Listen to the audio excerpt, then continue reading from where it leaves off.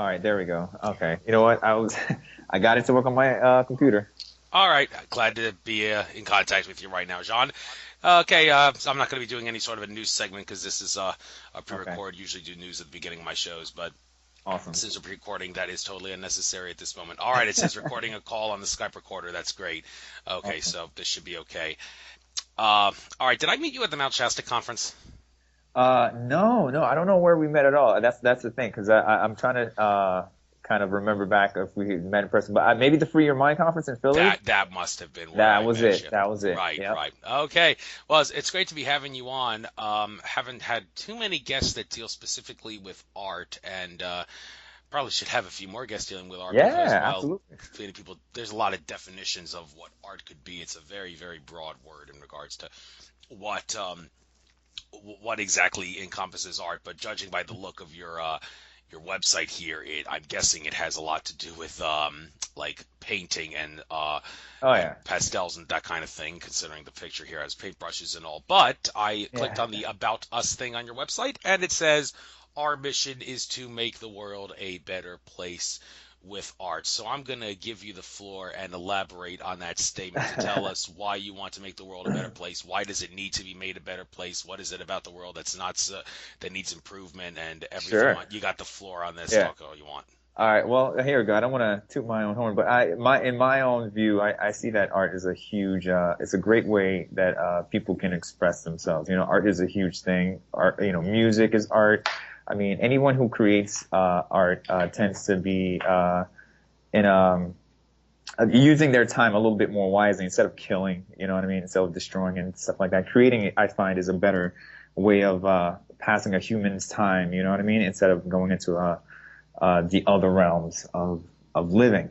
So and that's what I think, you know, just looking at my life and how I kind of came about, you know, I'm just I was just a kid from a small island in Martinique, and you know, I came to the US very young, and I didn't really understand the world that well, so I was really kind of caught in my shell. But what really got me out and really blew my life experience to a new level was art. You know, I kind of found it as an outlet to kind of express myself. I was just really quiet and, you know, first not speaking English well and, you know, just understanding that images and things that I kind of, saw it really impacted me. So I used my, you know, the basic skills that I had, pencils and stuff, and I started drawing, and that was a really huge, impact that like got me open to living, to life, to understanding people, to learning to connect with people, and art was like that connection bridge, you know. So I ever since once I grew up and then I kind of got older, I became that, you know, the artistic one, the kid that drew the art, you know, the art kid, you know, and that kind of really brought me out further out in my shell, and I became like. Somewhat popular, but somewhat safe because I wasn't like scrutinized or beat up or anything like that, like bullied or anything like that. But I was accepted into some regards because I had a talent. And a lot of people have talents. I realize that. There's a lot of artistic people who have great skill for something, but you know, because of life and how it is, and you got to grow up, you got to work, you got to do all these different things, and people think about the money and not the passion of things. They don't do what they're supposed to do, and they kind of go and then do jobs that. And I realize that you know what you do in life is very important, and there's a lot of people who should be artists or be creators or be some sort of creative developer or something like that. But no, they decide to do things because of the money, because of the profession or the you know the prestige of things, and they find their lives you know not to be in the right balance or cohesiveness, and they you know they find torment in their lives. There's a lot of people I meet that they're just not happy. They're successful, but they're just not happy. And then when they meet me and they're just like seeing my art and they love my art, and they love what I do. And I'm like, wow, you really have you know, a passion for this like I do. Why don't you do it? But he's like, no, no, this, you know, I used to do it when I was young. And I see that everywhere I go. Seniors, I teach kids, I teach teens, I teach all segments of people. And I realize it's all the same. We're all creative people. We're all trying to, that's why people like, you know, singers and actors and stuff like that. But because they want to strive to do like what they do, but then they don't do it themselves, you know, so they just kind of like shell out that you know they're not artists. But so that's what I really kind of do. I created Art Corner as uh, a way of expressing myself and offering my services to people. And creating a business platform from that is like my big thing. And I actually help other people do the same thing, do your passion, find a way to make a living off of what you love to do. So it doesn't seem like, you're doing something for the wrong reasons, or you're just not, you're not fulfilling your true path. And you can make it. So I tell people that a lot too. You can make it by doing what you love. It just takes a little bit of time, it takes some struggle, it takes some little sacrifice a little bit, just because, you won't get, recognized right away. But once you get past that and you kind of do your diligence, you can really, do amazing things. So, and I use basically what, my story as a platform to tell people that, yeah, it is possible, I mean, I came, to the U.S. and I kind of, even though the American dream isn't something that, may be real, but I kind of, created a path for myself, have a family, and found my passion through art, through the thing that I originally, expressed first, and got myself to kind of where I was as a human being, to be able to connect with people, basically, you know what I mean? Because when people connect with me, they look at my art, then they look at me, then they kind of know who I am, then they love my art even more. So when they know me, they figure out my art. It all comes together. It's all connected. So that's where Art Corner kind of came about. I created it, and now my wife, she co-founded it, and we created it. Now it's a family business that we do full time. We teach kids, adults. We teach special needs, seniors. We have classes for every occasion. We do community events, and we basically tell people to try it out and try expressing yourself with this medium. And they're always shocked. They're always surprised that it's amazing. That, oh wow, I love doing this. This is so much fun. And if you look at it now, there's actually adult coloring books that are becoming super huge, super popular, because art is it's a focused medium, right? So a lot of people need to kind of, like, especially in the corporate world, they're very, uptight. They're just thinking about, they're very stressed, and art can really relieve stress. There's a therapy to it. There's actually a good, it really, puts you in a good state of mind. You know what I mean? So, there's a lot. So that's why, with that huge mission statement, that's why, we're hoping to change the world with art, because there's a lot of people who should be doing it, and they're not, and they're not able to express themselves well. So they're kind of lost in their the worldly grind. You know what I mean? So there's a lot that can be done with art, and there's a lot of artists who can be supported more, and put out there more, so people can kind of find a new industry. Because I think art is another huge industry too, especially with how things are becoming very mechanized. Machines are making machines now. Where are the jobs? So people have to find something to do. So I think art is another great outlet. It should be another, renaissance, I'm thinking. So that's where I feel like art can really kind of be the next huge thing, because people can create things all the time. You know what I mean? So it makes it great. It makes it great. So. Yeah, I don't feel like I don't want to talk too much, but that's the nutshell. That's basically the mission of that. Thank you very much. All I'm right. gonna be on mute whenever you're up, whenever you're talking. Sure. If there's Oh a yeah, delay, yeah, just definitely. But I did come up with a series of questions here. Yeah. First of all, the kind of art that they teach students in schools. Now they say schools are only good for brainwashing, but there are a few exceptions here and there. I suppose that Yeah. like art class and music class could be considered exceptions. I mean, remember a music Yeah. teacher Oh, once saying that. I have a huge thing for that. That's there's a big difference when it comes to and I have nothing wrong with public school art programs and things like that. But my problem is only with how where the art teachers or the instructional teachers come from, because I don't have a degree, say, in art, but I'm not ashamed of that. I'm actually, I'm mainly self-taught, but I have a lot of great teachers who taught me all that I needed, and at an early age, and I'm really grateful for that. But the art programs in school aren't the same. What I do especially where I am now, because I teach what I know. I teach oils to 8-year-old kids. I teach the high level art forms that they say is high level to regular kids, because I don't think that there's a need to wait and to, you can give kids a full range of tools, and they can actually express themselves real well. So what I do is I teach kids fine arts, high level, portraiture, anything that they're interested in, anything that helps them become interested in the arts or use art as a medium for something. That's what we do, So it can be as high as oil painting to a 10-year-old, but 10-year-old kids that do oil paintings, and the results that I get is amazing. And the way that I teach is very open, is very studio based. It's not instructional. It's not very, cookie cutter. You got to do it this way and all that. It's very more open. I have music playing. We talk. We express ourselves.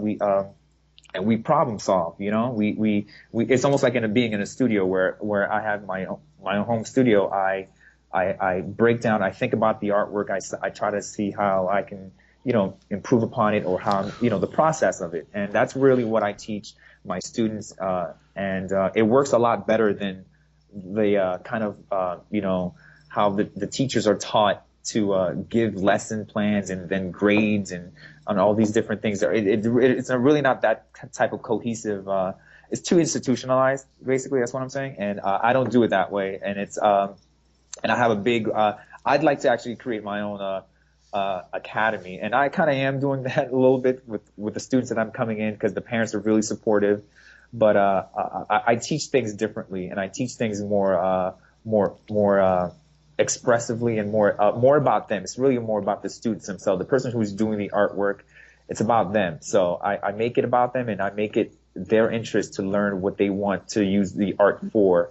And then through that, a lot of big things happen. You know what I mean? They really, find that they can express themselves well. They can kind of, if there's a problem that they need to kind of break down, or if they need to learn to draw something that they've never done before, there's a way to do that. And that's what I kind of like, I provide for them. I provide I'm a guide. I guide them through the process, and I give them like solutions to great, visual problems. But then aside from that, it's all them. It's all about what they want to express and how they feel it. And everybody has that ability. Everybody has that flow, or that incentive of passion to what they want to do, but they just don't know how to achieve it. And that's what, I provide. But art is really, really a great medium to do that. So I love doing what I do, and I see I learn so much from people when I do what I do, basically. And it's phenomenal, especially with the seniors. The seniors, I mean, there's so many people I found that they love doing these creative crafts when they were young, but because of life, they never got into it, and now they revisit it and they love it. They're more into it. I just recently have an art show at a senior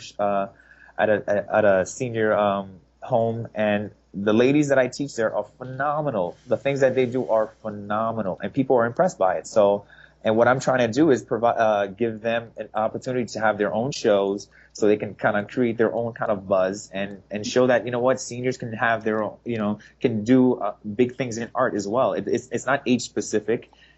Art can be done for a lifetime, and if you just want to be recognized for it, or create a business around it, you can. So, sorry, 1 second.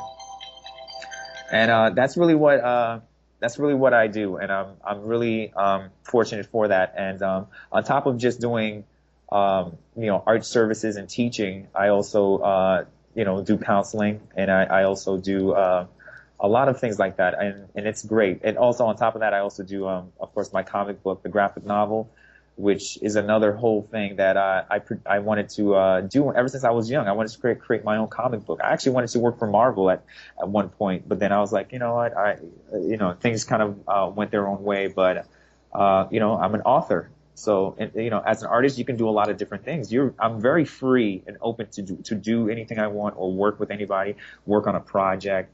And I feel like a lot of people want to do that. I want to live in that way, where they're just kind of creating things, and whether it's a movie or a video, or some sort of like YouTube. There's YouTubers out there. That's an art form. All that stuff is very accessible and doable now, especially with technology and how things are changing. So I'm very proud to be where I'm at now, where the world is more interconnected with the internet, and you can actually promote yourself in a social network way to get your stuff out there. Even if you have a great idea, Kickstarter, there's that out there. There's all these different things that are out there that we can use to kind of really open up a whole new, more independent realm of expression, and art and music and all this type of medium can be repurposed in a way. So we can actually do a lot more with art, especially nowadays, more independently. So it's a big thing. That's what I see with it, and that's what I hope to inspire people to try to end up doing, because it's a great opportunity to be more free and independent, and more into what you want to do, not just work a 9 to 5 and work to get paid for the work that you do, but it has to be the work that you love. So I'm very fortunate, and I love it, definitely. Awesome. I'm glad you like doing what you do. And Yeah. but one thing people can't seem to agree on is a definition. I seem to recall back in ninth grade, when I took a course in art called Brock to Brancusi, the teacher asked us to define the word art, and nobody could seem to come up with a good definition that was equally valid, or whatever we're trying to say. So asking you straight up but straightforward, to the best of your ability, could you, if someone asked you, please define the word art? Yeah, wow. I mean, I think, if I'm not correct, but I'm pretty sure it is. It's art is, if you look it up, it's in the form of this. It's like, it's whatever. If you call it art, it is art, basically. Whatever you create is art. So what I mean by that is, like, it's like if you say, Andrew, Andrew Fisher, you just created something there, and if you say that, hey, look at what I created, it's a kind of artwork. As soon as you do that, that's when art is art, and it's basically a creative expression. It's something that you created for a specific reason, whether it's to I don't know, shock or something provocative to shock people. It is art. And I know there's a lot of things out there that, and you can argue it like, hey, what is this art form? Because it can be debated. But if it's a creative expression, it's something that's created and it's expressed in any particular way, and then the artist, the person who created it, says that it's art, then that's when it becomes defined as an art form. So, and I think through some of my schooling, I think that's what they were pointing at, and I was like shocked by that. I was like, really? That's what art is? Art is what you make of it. And if you're confident, like literally, if you're confident in when you say it, and you believe in it, and you're just like, you believe that this is art, and you're confident with it, and people can look at you and say that and they'll buy it from you, then hey, you're an artist. Because there's a lot of people out there who are so confident. You may not look at their art and say that, man, this is not art at all. This is a straight line with a polka dot in it. But the fact that is the guy that says that it's art, and he put it on the gallery, and it got featured, it got showed. It is an art form, but it's that's not important. I think the thing is, it's what's important to you.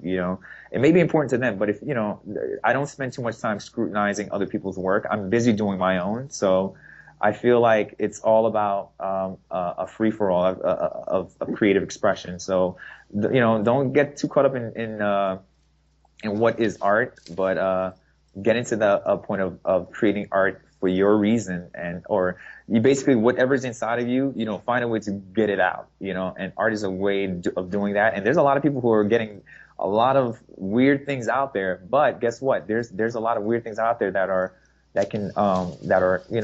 putting people in a state of understanding of something. They see it for a specific reason, and they might see it as art for whatever reason, but it's for them.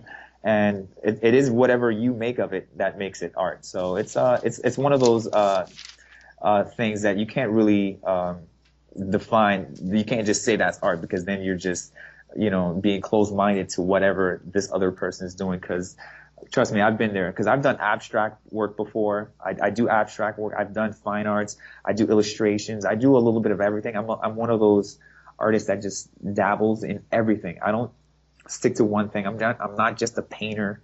I don't just do one thing. I got into, I do so many different things. I do pottery. I do craft. I do woodwork. I burn wood. I do, it's basically creating, get into the habit of creating and you will see so much growth happening because you're constantly learning, right? And you're constantly developing a new idea, and you want to learn new ways to kind of put things together. So that it's a never-ending cycle of improving upon yourself. So art is really a deep, like I use it for everything. Art is like my it's what gives me my purpose, or well, it's my life too because I do it for a living, but it involves in everything, right into like cooking, my cooking.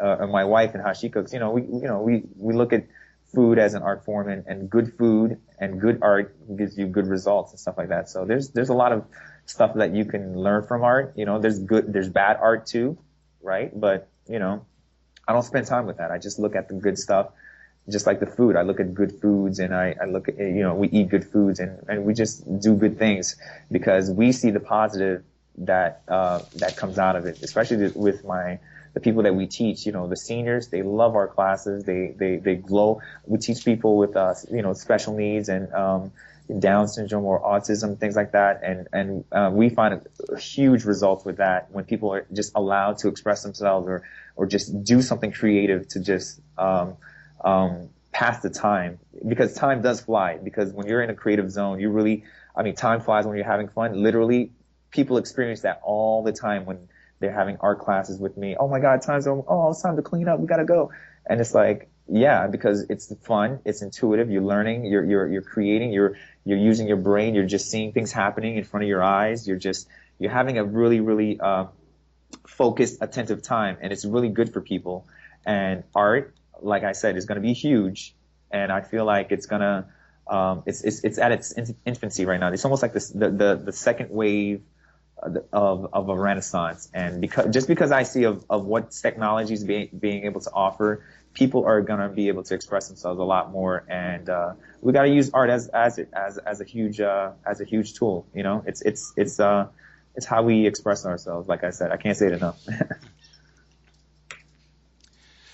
Right, can't say enough. I Yeah. don't blame you because there's so many different versions of art, so many There different such a is. broad category. Absolutely. But one area of art that's kind of controversial is the whole subject of graffiti. Now, first of all, graffiti on private property, okay, that's a problem. But graffiti on public property, I mean, Yeah. I remember a woman who on a sidewalk in California, just you could call this art, said YouTube WTC7 to wake people up to 9/11 and Building 7, and the next thing she knew, she got arrested and charged with a felony, which was not even a felony, and Wow.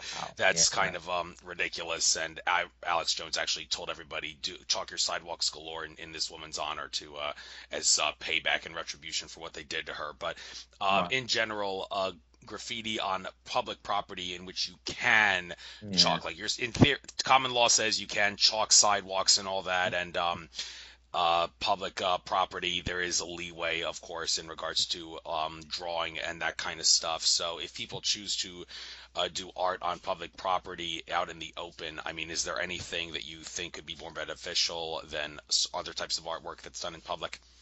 No, absolutely. I think because I do murals, I do tons of murals. I've done a few murals out here in my city in Reading, and there's a way for that because what's happening is there's a the reason why, because I know of people who do tag on graffiti and things like that, or who've done it in the past mainly, and it's just because of it's just a separation between the community and the people at times, and that's what I'm realizing, and I feel like it's a little sad for that because there's a way to bridge that, and there's a lot of good artists or young artists who are just frustrated, and a lot of times they just go right towards graffiti as their outlet, their way of expression, and it's unfortunate because there's a lot of kids who need mentoring, who need who could be guided better throughout their early art career. Because there's a lot of people who want to express themselves, like honestly and truly.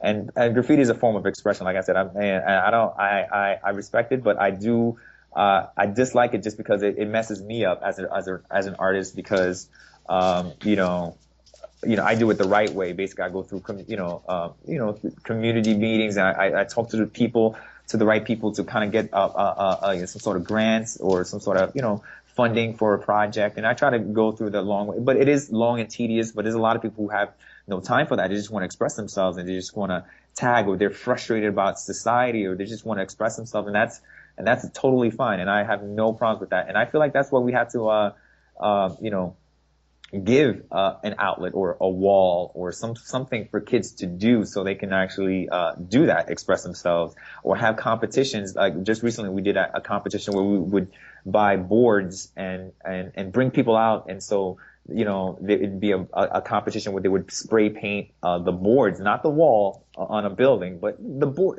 big plywood board, and it was a competition. They give out prize money, things like that, and that's the way we can curb the type of senseless graffiti where people just like, tagging their name. They're not really putting artwork up. They're just like tagging their name. And that's really, where I disagree with the whole graffiti aspect, or tagging, more tagging. Tagging, graffiti is good because it's a art form, but tagging, when you're just it's almost like me going up to your house and putting my name there. And I didn't, why? I didn't build it. I didn't draw it. I didn't do anything to it. I just put my name there. That's a selfish artist, there's got to be some sort of artwork or something to help me understand why you did what you did. You know what I mean? So, when it's kind of like context wise, it needs to be talked about. You know what I mean? But graffiti and tagging, there's ways around it. We just need a more connection between community and where people live and the people that live there.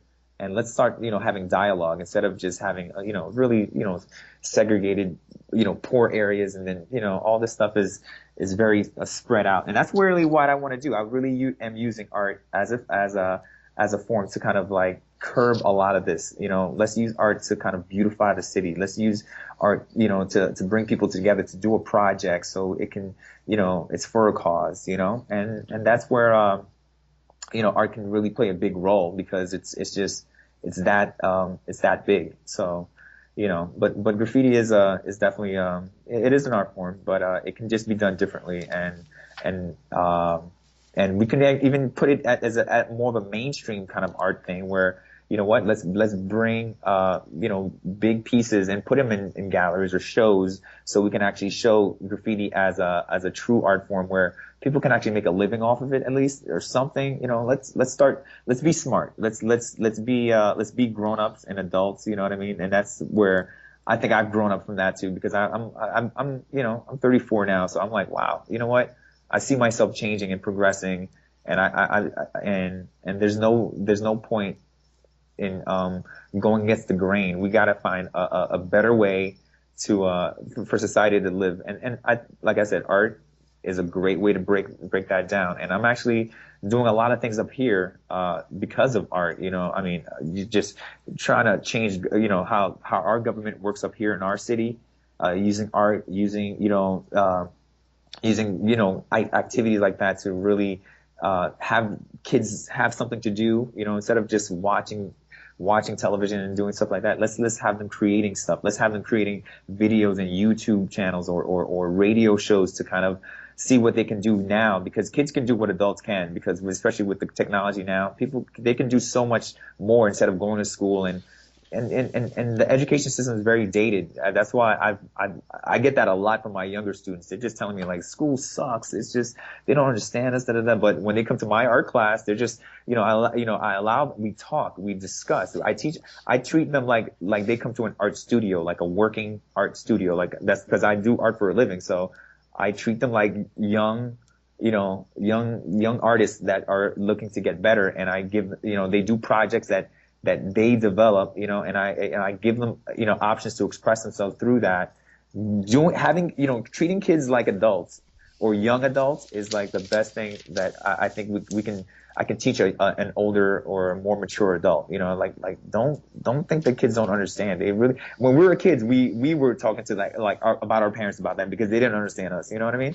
So like there's a huge gap between that. So I'm trying to basically curb all that because again, I have observed all this just by doing art with seniors, my peers, and kids, teens, and kids as young as 8 years old. And I've learned a lot, and I feel like everyone needs to have that experience, like on a daily basis. Hang with, someone 2 times older than you, hang out with someone 2 times younger than you, and then hang out with people your age because you learn so much.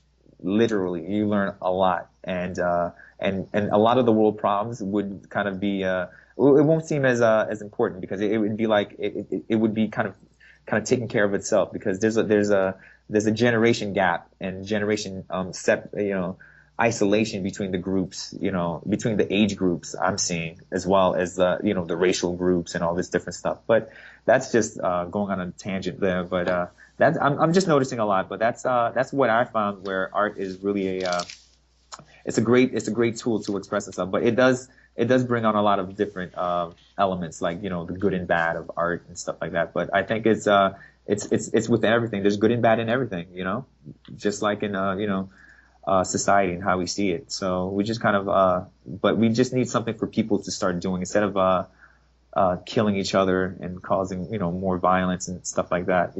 Let's do some art. Let's create something so the people have something to do or something to look forward to, something to aspire to.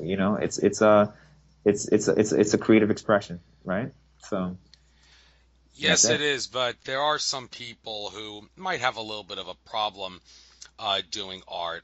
Let me ask you, hypothetically, if you have a colorblind person in your art class and you're trying to teach them, how do you go about teaching someone who's colorblind? Yeah, I don't teach them about color. I teach them about shades and values, shades and values, because you know what? You don't have to see color but you know what? Some of the best artists who express color are colorblind. You know what I mean? Why? Because they're not, wasting time deciding. They're just expressing themselves. So there's no excuse to it because the thing with art is it's just the results. You know what I mean? It's just what happens. What do you conclude with at the end? But the process is the fun part. You just got to go through it. And like I said, teaching someone who's colorblind, it's not hard because I teach people with, literally with disabilities, and you know what? It's the experience of having of doing the art that really makes the magic. Literally, like they'll have a good time if they leave there having a good time, and then the piece looks okay. It's like, all right, it's not too bad, but they had a great time doing it. Then you know what? Then the important thing is that they had a great time. Really, like they had a great experience going through a process of creating something, because something happens when people do that. Trust me. There's just like with any engineer or any scientist who creates a tinkering with something, and if they just get into the work is the more important thing than the art, like almost like towards the end, because it really kind of produces the results. All right. So teaching someone without with a disability or with a drawback, it's actually you got to use that as a launching pad to something good. You know what I mean? And it makes it always work out. Just turning that negative into a positive is what I do best. Transmute that whole thing. And I would love to teach someone who's colorblind, because I don't think, has that, maybe I have. I think a few, maybe a slight colorblind, they can't see browns and shades of gray or whatnot. But you know what? They can still paint though, right? If they can still apply color and just play with it and just, produce something that they've never thought they could, then what have you done? You've done something, pretty miraculous. You have somebody just enjoying themselves, doing something that they like. And, that's the big part. And trust me, it becomes the bigger picture when you see people, feeling good about themselves or feeling so, accomplished if they did something that they never thought, or they thought that it was hard, but because, you have a, experienced artist telling you their craft and kind of guiding you through the way, you'll have a good time. Trust me. I'm sure there's a colorblind artist right now producing amazing work, defying the odds, and all they have to do is tell their story, And then, you know what? Then a huge opportunity happens from that, because you can get known for being something that you're not, like you said, somebody who's blind coloring, or I know there's somebody who's blind that's doing that's walking that does trails, and they're blind, but yet they can do clicks and walk through places that a blind person would never. But it's defying the odds. That's really what makes a great story, really. And any great artist knows that what makes a great piece is a great story behind it. You know what I mean? And I have a story to my whole experience, and that's what makes an artist even more valuable, when a person knows about your life, and they can kind of see why you did the piece and why it's so significant, because because it comes from you. Really, it really comes from you. So and a lot of people can make it as an artist if they just had the confidence. It's just, but it's because that we're not presented properly, because like a lot of artists we're not business savvy. I mean, a lot of artists are very secluded. They have we don't like that's what they say we are. A lot of people have, we're very emotional. We have we're secluded, antisocial kind of people, and it's all. I say it's all perception. What people say we are. We're not. I'm not a depressed artist, but you know what? I like to make people feel good about what they're doing with art. So I just follow my lane and produce my own thing, and then through that, people will recognize you, like without a doubt. If you do what what you love, people will end up recognizing you in the long run. So and like I said, there's too many people that I've come across that I say, oh my God, you enjoy this, you enjoy doing this. Why don't you do it more? Like, it'll make you feel good. And people have this stigma, artists don't. Oh, you don't make good money, because we're being abused. If you look at society now, right? Like everything that from the media and all this stuff, they use art like as magic. Don't you notice that? It's like and guess what? It's basically they're using talented and creative people, right? And using their creative ability to just warp reality for other people. You know what I mean? And I'm really not about that. I really dislike that they just kind of that it's just used for marketing and all this stuff and advertisement, and a lot of artists can use that same ability and use that to promote themselves, you promote their artwork and promote their community, but because again, they do things for money. People do things for money, and that's where society kind of uses great ability for not so good things. You know what I mean? So there's a lot involved with art. If we look at art as a deeper thing, it permeates through everything. Even through media, everything we look at is art. Somebody created it. Someone put it together. The internet is an art form. The way that websites are laid out and designed. Designing is art. All this stuff is the same thing we're talking about right now, but it's used in different ways and different ways of creating. And people take their time to do it. But again, it's how it's being used that just makes it it makes the whole thing different. You know what I mean? So I say, let's use art to inspire the world or inspire others to create their own art, to make the world a better place. Let's use art to kind of, to be constructive, not destructive. You know what I mean? Constructive. Let's do it. Let's create stuff. Let's make stuff. Let's not, it's all there. It's all in front of our faces. We just need to take ownership of it again, and put artists and creators and people who make things at the forefront of what society can be next. You know what I mean? The next generation of artists need to have a voice or have a place to express themselves. If not, then they're just gonna get mad and angry, and they're gonna do graffiti, and then they're gonna do things to break the social norm so they can be heard and have a voice. You see how it kind of all connects. It's like boom, boom, boom, boom, boom. And that's why there's a lot of bitter and angry artists out there. It's people who are just like, man, I can't do what I want to do, or they go to school and they can't create what they want. They have to list, they have to do what they're told, and and they're not able to, have their own, expressive, just space. That's important. People need to have space to create, just like how we need to have a space to play. We need to have a space to create things. And what's happening in the public schools, right? Let's think about that. Like the public school systems are they're cutting art out, slowly because of budget, restraints and stuff like that. Music's being cut out but all we have is sports, like everyone has to be a football player. But, what about, there's so many people out there that have a creative talent that just don't have an opportunity to express it. And, it's really, really sad. And that's where, like I said, I created Art Corner, and me and my wife, we've been working it.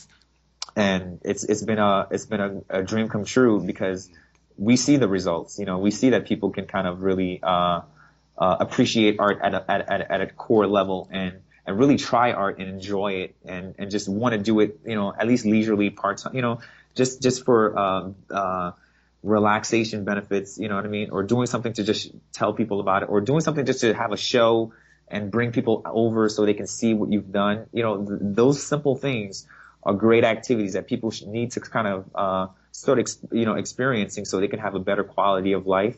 Because when you're creative, you definitely have a better quality of life. You have a better understanding. You feel more creative. You feel more just connected. It's a connection thing when you're connecting your inner and outer worlds together. Because whatever you're expressing inside, if you could express it outwardly and then put it on a canvas or put it on a sheet of paper, it makes a world of difference. It makes people look at you like, wow, that's amazing. And art makes people experience those things. It's that remarkable kind of thing that I enjoy, and I see it all the time. And I want more people, more professional artists to be created. I want more people to teach or mentor, because there's a lot of people who know things very much so, and there's a generation of young kids out there who are begging for knowledge. And luckily, like I said, for the internet, I mean, with YouTube but it's very, there's information everywhere, but only a conscious mind, a good mind, can kind of filter through and really grab the information that you really want from out there and pull it in and bring it into yourself and make it and transmute it, make it your own, and make a living off of what you've learned while you're here. It's really what it's all about. Because being alive is one of those things. You got to do something while you're here. And I say figure yourself out, and art is a great way to do that. And just find your path and find your way, and you can make it through with a good life if you believe and follow your passion, and don't follow what the society's telling you to do. Don't chase the money. The money will follow you, will find you when you find your passion. Really, that's where I've come to, because I've had to struggle for a little bit. But now, with a little bit of recognition, now people know who I am. People know my classes. People know I'm a great teacher. I'm a great instructor, and I inspire people, and I help people create things, and people help create companies or help create products or services. Just problem solving and helping people it can be a business, and it can be a very good business if it's set up right. But people need the knowledge. We need to learn. So we have to do a lot of diligent work, research, development, and, self-searching, find yourself, understand who you are, understand your body, all that stuff plays into, being an artist. And, there's a lot of conscious artists out there doing great work. And we just need more. We just need more inspiring people to help, the next generation. And in turn, that'll help humanity, because if we help, each generation as they come in, it just becomes a change in society and its norms, and it'll be more productive that way. I feel like if everybody has a little bit of a platform to express themselves, and it's possible. It is possible. Yep. All right, that's me, but that's how I feel about it. Anything else? Oh yeah, I got quite a lot of things. And by the way, you're welcome to ramble on. We got to get 2 hours in here, so and you're Wow. All right, you're a great. great talker. So by all Yeah, means, I am. Thank you. I appreciate it. keep going. But you said people getting paid and all that, your money will come to you when you find your passions and all. Well, for people that actually want to go out in nature and maybe paint, put up the easel and the paintbrushes and everything, and paint something out in nature. Could you maybe give people a rough idea in this day and age how much money they can expect to make for making some fascinating Yes. artwork of nature scenes and all that? Yes, not much. Not much. There's no guarantee because here's what it is. It's all about where you are and what's in demand. There is that involvement with it too, but you don't have. It's not impossible because of, like I said, the internet. You know what I mean? So here's the best way to do it because it's all about social networking and getting involved. And I'm one of those artists that because I listen to Alex Jones every now and then, but I haven't listened to I don't get too fearful about um you know what's going on and how the government's really kind of like taking all information and just watching us constantly. Actually, if anything, I want them to watch me and I want them to see what I'm doing so I can get more people out there. So I'm not one that's afraid of being out there on Facebook and showing what I'm doing, because since I'm doing a lot of great good, if you're doing great good, use it. You let them watch you and put it out there so you can get your following. Because I need, as an artist, we can't be antisocial. We need to be social. We need to be visible. I need people to see my artwork. I need people to see my videos of me teaching classes and showing what I'm doing, because it promotes me. Promotion is good for me. Maybe not good for a terrorist, but for me it's good. So I'm using it, and it's working out very well because again, it lets people know what I'm doing, and it lets people see that, wow, look at that, I'm not afraid to do what I love, and oh my God, he's making a living off of it. And it's a good thing. You can't see any bad things about what I'm doing. If I'm teaching people, seniors how to paint and enjoy themselves, people tend to kind of be like, wow, all right, well, good work. Wow, that's awesome. And I'm like, thank you. And I'm back on my way doing what I'm doing, because I'm not here to fight the system. I'm just here to help and inspire people. And I feel the peace in that. You know what I mean? The peace is in finding people's thing that resonates with them, even if it's something passionate about, to exposing something, but at least do it in good terms where it's well addressed and well, you can show it well and present it well. This is what art is all about. If you're a designer and you present something very well, you can get your message across very well, because literally the media today, this is what makes them very good and very, very, very efficient, because they're using very, very simple sacred geometry that helps you, because triangles and certain things work very well for people's eyes, because deep down we're all designers. You know what I mean? That's why, certain shapes, certain symbols, certain ways that things are logos and how they're made, it's all art. And I know why it works. I know why a triangle is very, this structure means a lot to a person when they see it. I use triangles in my art. I use basic, circles. I use all these different things to kind of express something. So in a form, it is magic, you know what I mean? But it's really not, because it's just art that's laid out in a way that people can see it and be like, wow, why does that look so good? They may not understand why it looks good, but I do. It's because of the basic shapes that create things that we can look at and be like, wow, oh my, it makes sense.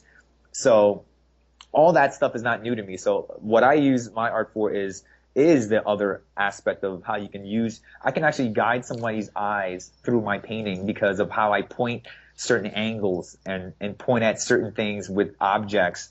And Michelangelo did this. All the great masters did this, and it's nothing new and it's nothing secret. But if people learn art and learned about it and learned a little history about it, they'd be like, oh my God, I can use this. I can use, certain things, like especially some of my human nature pieces. I use sacred geometry. I use triangles. I use, the same things that the Masons use to kind of really build amazing structures, because there's reasons for it. Because certain structures are solid.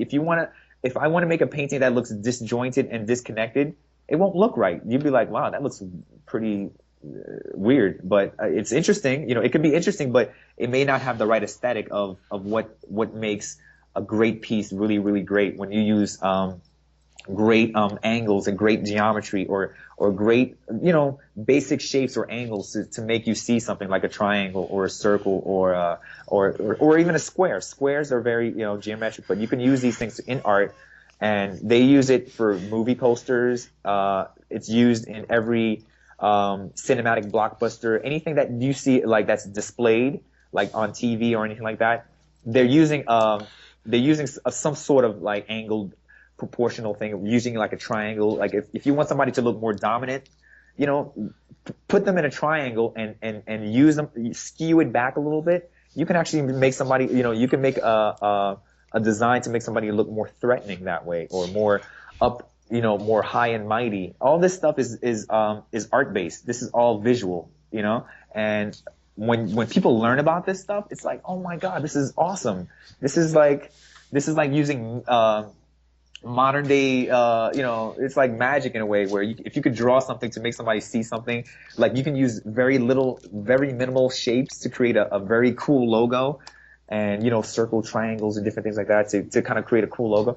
I mean, there's reasons for it. There's reason because it catches people's eyes. It draws people's attention, or it pulls you in. You know what I mean? An angled line towards the center pulls you in, whether you like it or not. It's perspective. You know, so all this stuff in art is fundamental. Like, art should be well, I don't want to like make it bigger than what it is, but I feel like art should be a huge course in art, you know, I mean, in our learning, because you can learn so much from it. I mean, sacred geometry, learning about sacred geometry alone. I mean, geometry and math is important, but geometry and art and visuals and understanding how arches work and how, you know, making, you know, certain things stronger because of, you know, just basic things can be huge for a young mind. So I think we should just, you know, do way more with art. Because I see the results. I see people a lot happier, a lot more open, a lot more in tune with nature. I mean, going out and drawing in nature, huge benefits. I mean, you feel really, really connected. You really, really get connected to source and find some sort of balance. And you don't worry about the crazy stuff in the world because, I mean, you know, there's certain things that are so big and so out of our scope. Like, that's what I think about, and that's why I don't fear about anything. I just get into my world and try to do the best that I can in my life. But, you know, like Fukushima, it's so big out of scope. I mean, what I can do is, as myself now, is, yeah, I can maybe do artwork to help reflect and remind people about Fukushima, but I'm not going to worry and panic and stop my life and, you know, go into a you know, deep underground shelter because, you know, there's radiation leaking, because, I mean, we're not here forever, but at the same time, we can actually live a fruitful life and do the best we can while we're alive. Because you know, I have no time for fear. I have only time to create. I want to create, inspire people, and just do the best I can while here, and just live life. And if people get into this mindset of improving upon yourself, and then your life will get better. And if everyone did that, think about it. Everybody did that, and everybody's lives improve. Like, you know, for the better. I mean, the world can technically change if we stop, you know, fighting what's out there, and we start fixing what's in here. You know what I mean? We got to fix ourselves. We got to fix our demons. You know, there's a lot of people with dark demons, and you know what? There's a lot of artists. Guess what? They use that as art to get it out. You know, get that dark shit out of you. You know, oh, sorry for, you know, I didn't mean to do that, but get it out of you. You know what I mean? And express yourself out of it, because if you don't, what happens is that, you know, it becomes like a physical thing. Now you wanna lash out and attack the outer world because you can't express what's in here, and all this stuff is I mean, you know, Hitler, right? Hitler was he was an artist, and it's shocking, but it's like, but then I'm not surprised. I'm like, you know what? Yeah, if I don't get to express myself, it's like a part of you will die. You know what I mean? You'll be very dark and bitter, and you know what I mean? And you got to have an outlet. Everybody needs an outlet. Art, music, I mean, design, all this stuff, all this form of creation is an outlet. So let's use those outlets as mediums. I mean, even like I'm a big proponent of this, but I know that they won't ever do this. Instead of like having real militaries or real live, killers and stuff like that. But of course that won't change. But why not have a huge every? I mean, the Olympics was supposed to be about it, but instead of that, let's do this. How about, we have virtual reality now that's coming out. Let's have every nation have their own virtual reality fighters, and then each group should just fight in the virtual world. But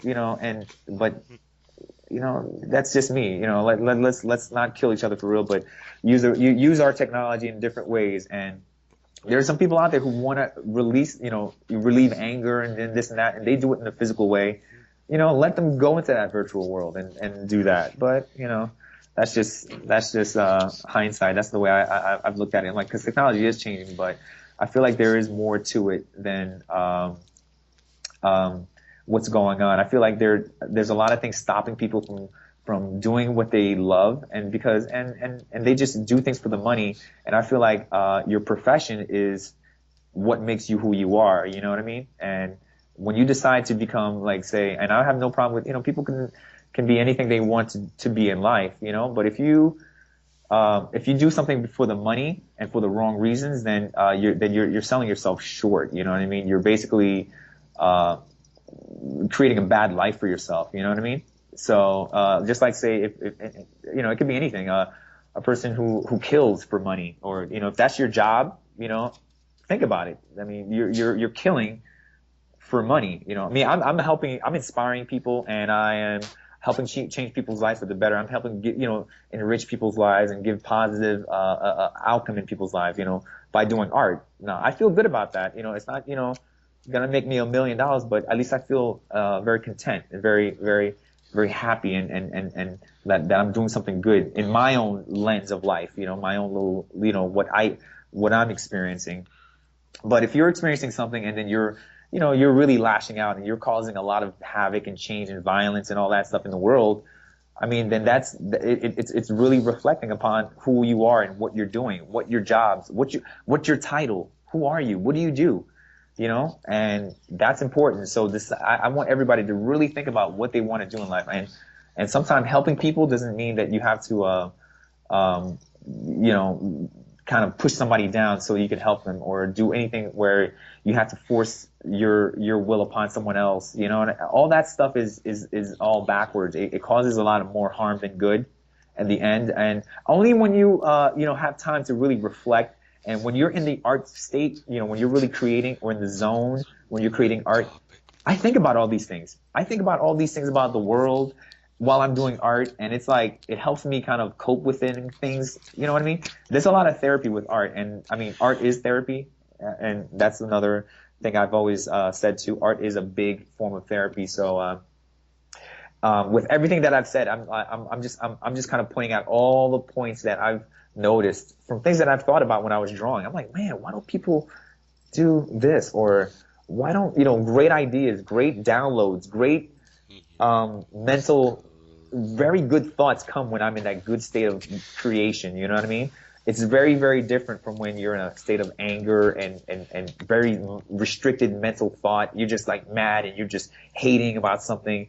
It makes your perspective on life very, very different, very narrow, But when you're in a focused creative zone, you're very expansive and more open, less angry, more accepting, more open.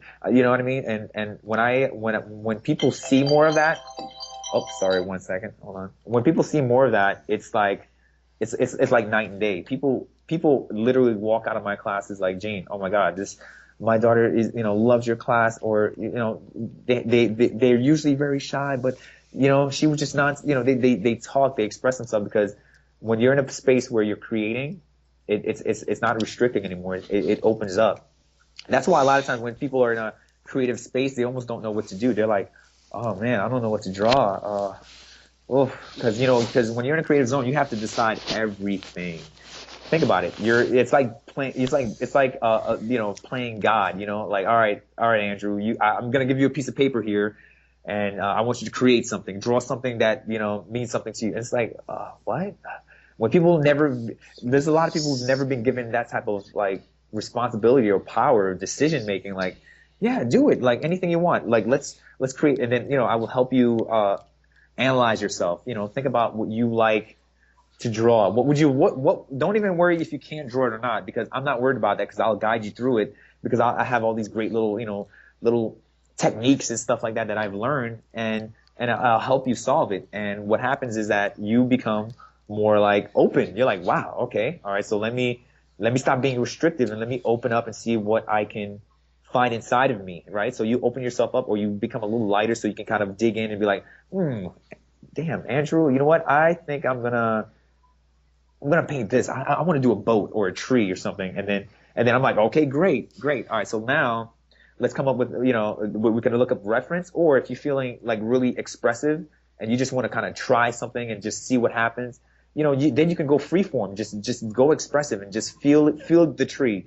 and just see what happens, right? Or we could look at reference and make it more structured and have something to look at so you feel more comfortable. But whatever it is, it opens you up. Basically, it makes you less closed, and it becomes more like an opening for you, like your mental, you'll feel your head opening up. And once you start expressing yourself and feeling yourself, that's when people who've never felt that way before, it's almost like a person who just who gets up and dances out of nowhere, like they just feel it, your body starts to move or whatever, you're like, yeah, this is fun. That's what happens. And literally it's transformative. It changes your brain waves. You become like into your state of being becomes more like more receptive to just trying something and just more like creative. It's so cool. It's a flow that blows people's minds, and people forget that they can do that. Like literally, people forget that. Wow, you forget that you can get to a flow like an activity. Just as like it's no different from an athlete getting ready to do an activity, and you just prepare yourself, and then you open up, and then you let your body go, and then your hands just fly, and you feel confident, especially when you're feeling confident, because that's what I do. I tend to give people confidence in what they're doing, and when you feel confident, you tend to do better. Like if I'm here, like if I sit here, Andrew, and say, yo, Andrew, you're awesome. Hey, you're gonna do this, man. I'm just gonna prep you and lead you into this, and it's almost like a coach leading you into a confident routine.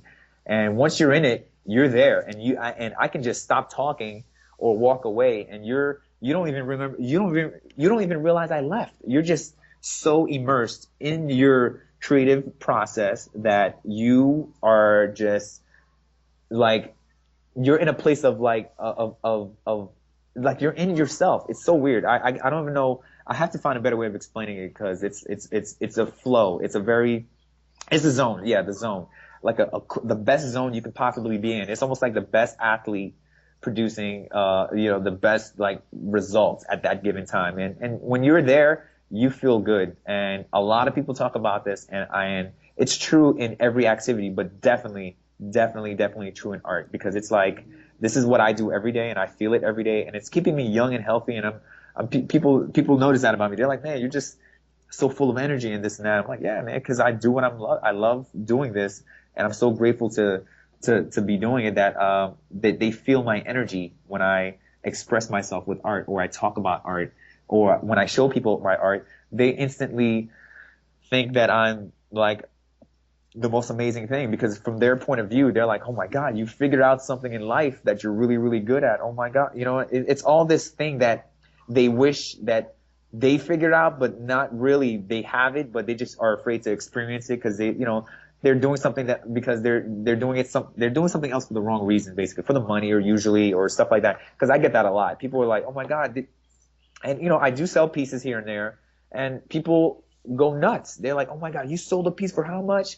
And I'm like, yeah, you can, if you believe, and you just, don't listen to the naysayers. I didn't listen to the people who said you're not going to do it. I keep positive people around me all the time. I have good group of people around, good friends. I have family always around me. And that's what makes my life very, very fruitful. It makes it more fulfilling than anything else. And I have very little down or low days. I mean, if I do, I take it in stride. I learn every day, but some days, they're not as, high as others, but it's still better than my lowest days doing something that I hate or I would never want to do in the first place for the money. You know what I mean? This is almost like, to me, it's like the best kind of money you can get, which is like, it's fulfilling money. It's money that you work, I teach because I love it and I get paid for it. Oh man, this is great. It changes over time, and you can, do a lot with it. But, even if the money devaluates and goes away, and I'm still going to be good because I can still, I have a talent that people can appreciate, and they'll pay me in whatever currency that I can provide. I work with people, man. I work with people in so many different ways I have farmers out here. I teach, their kids.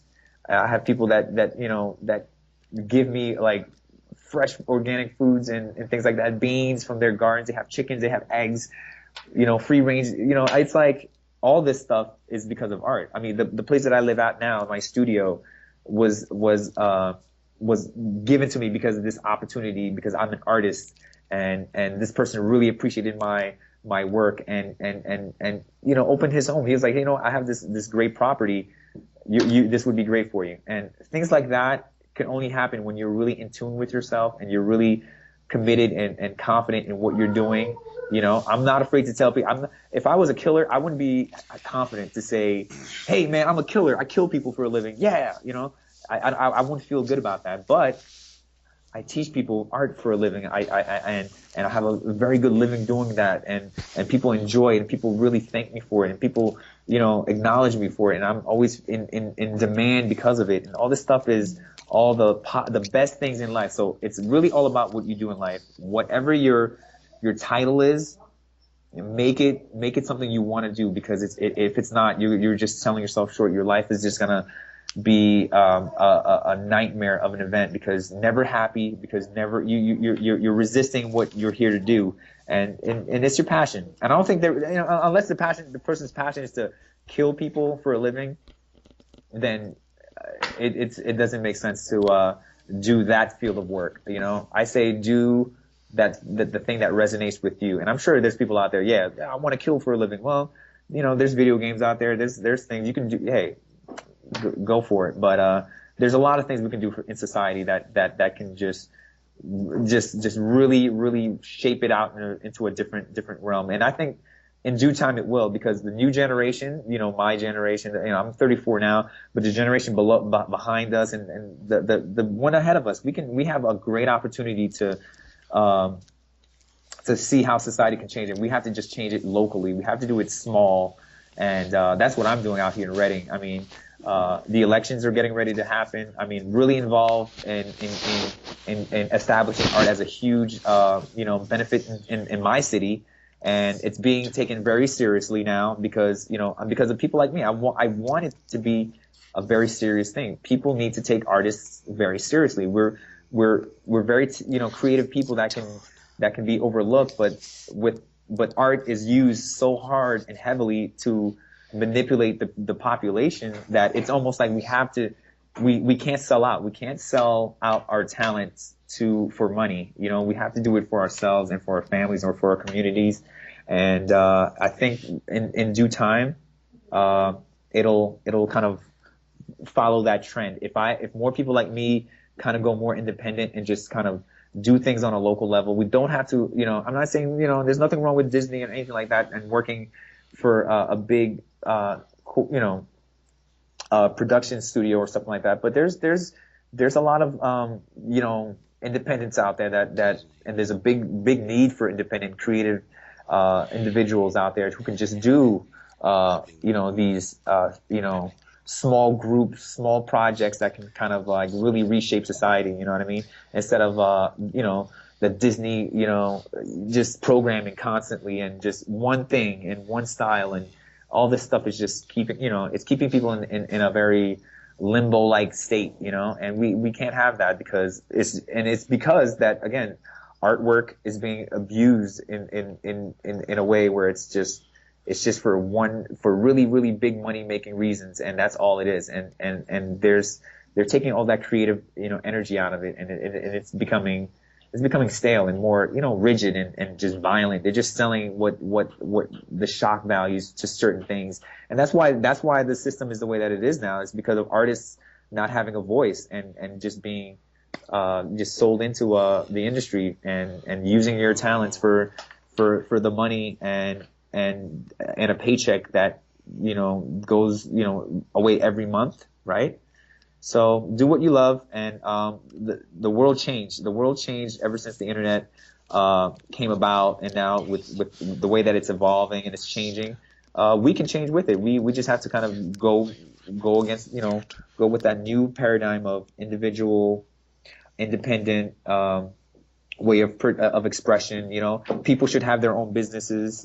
Like, even if it's like a YouTube thing, but you can have your own. You should have your own business. You should have your own way of expressive outlet, right? So it makes the world more balanced, and everybody has a voice in some way. And it's just really up to your audience. And if you're really genuine and you're really, really open, you can have an audience that really is captivated by your message and really support you and kind of grow your your business or whatever it may be. And I feel like that's the way it should be headed, if we have enough people interested enough to take that leap in the that realm of creative independence and just doing things that really can help the community as a whole. And it's all art based. Art can really do a lot. So we just need more of it. Mm-hmm. No question. I hope this radio show inspires more people to do it. Yeah, definitely. Right. But now I'd like to get a little more in the science of it. Yeah. Just to elaborate on this whole issue of color and how it catches the eye and why we perceive color. I seem to remember in college, my freshman year of college, in a psychology class, a professor held up a green piece of paper and he said, "Okay, so what color is this?" And everybody's like, "Green, of course." And he said, "No, everything in the world is either black, white, or some shade of gray. The way you see things in black and white movies is actually what everything would look like if we did not have rods and cones in our eyes." And somewhat related to this is the issue of why certain colors catch the eye or why certain colors are used for certain things, like traffic lights. Red and green, those are the colors that the eye would most easily notice if it was, and also red. Why is a red light red? Because red is the color of blood, and blood means stay away, and that's basically, So the whole issue, and also some people say, well, black is not a color you should wear because it's kind of depressing, and on the flip side... You'll be surprised. Black, think about it, judges wear black. I mean, you can... No, you mentioned that, but the black that they wear, that cloak is said to be a symbol of Saturn, which in Esther theology is Satan, so that's the whole thing with that. But likewise, related to that, the color green. Like green, they say, is the most balanced color. It's the color of the heart chakra. When you go out in a green environment, you'll feel better than you will in pretty much any other environment. So this whole issue of color, why we perceive color, and what each color of the spectrum does to the human. Talk about this. You got the floor. Oh, so much stuff. All right. Oh man, I don't even know where to start. There's so much when it comes to color. It's almost it's its own big science within itself. I mean, from the way it could change people's moods. It can, like, cool colors. It can make you feel cooler. Warm colors. Think about it. So there's cool colors. There's like blues and purples and cool colors, right? And then there's warm colors, things that are like reds and yellows and hot things, right? So temperature, you can actually make people feel a certain temperature. Cool colors, or when things are ominous, and they use this in movies, and that's as basic as you can go. Red, or greens and things like that, or very balanced colors, neutral colors, right? But they tend to, you can tend to eat a little bit more. I think, is it more or less with green? So there's certain colors that it can actually change your perception. So color is such a huge thing. And actually a lot of the paintings and the old sculptures, they were all filled with color, by the way. They were painted. It was just because they were they got torn away and they kind of fall out in marble. But color, it was heavily prevalent in like the Renaissance and how they express things. So there's so much to it. So you could change people's emotions with color. All right. So there's actually a science, opposite colors black and white, or even with cops, blue and red. Why did they use those blue and red colors and stuff like that? And it causes a certain feeling. It invokes a certain feelings too. So opposite colors do the same thing too.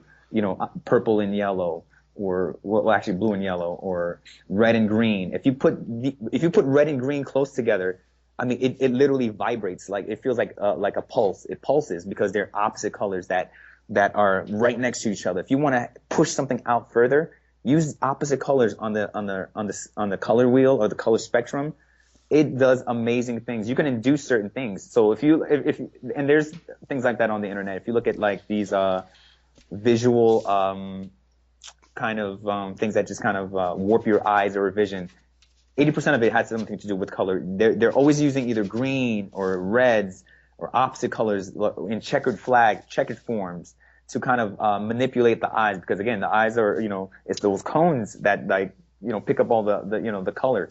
So it can really influence a lot of people. So visuals are so huge in the way people perceive reality that this is why I say, the media uses that like a science, man. They're like, it's almost like there's, they really research this and put it out there. They spend millions of dollars for them to kind of really produce a 30-second commercial to really grab your attention. Red grabs your attention. I mean, McDonald's, it grabs your attention. The red sign and the yellow arches and all this stuff, just, you can grab people's attention and if you can make somebody look at a picture for more than 5 seconds and just so they can analyze it and just understand it, you're inside of their space. And that's how they use this so well. And again, art-based art forms, right?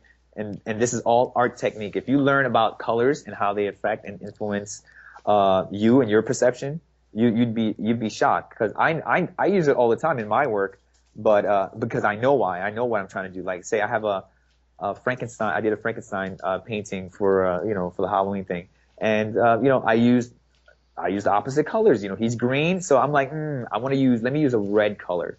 Let me use a reddish color so I can make his face really look like pops, because they're opposite. It's almost like using black and white contrasting colors, like a comic book, like an uncolored comic book.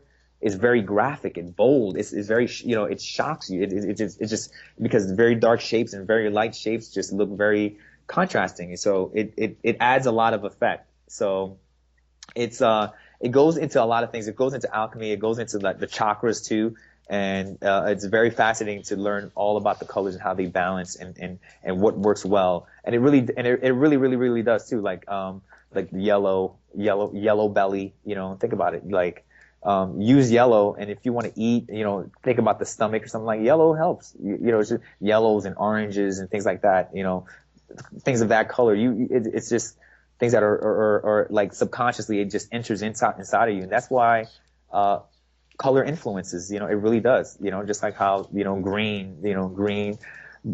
Everything is like nature's green. It just influences us. You want to get balanced, go out in nature. There's green everywhere. It just adds a subconscious element to it that a lot of people just aren't aware of, So I wish I could say more about that, but it's been a few years since I talked about it. But there's a lot of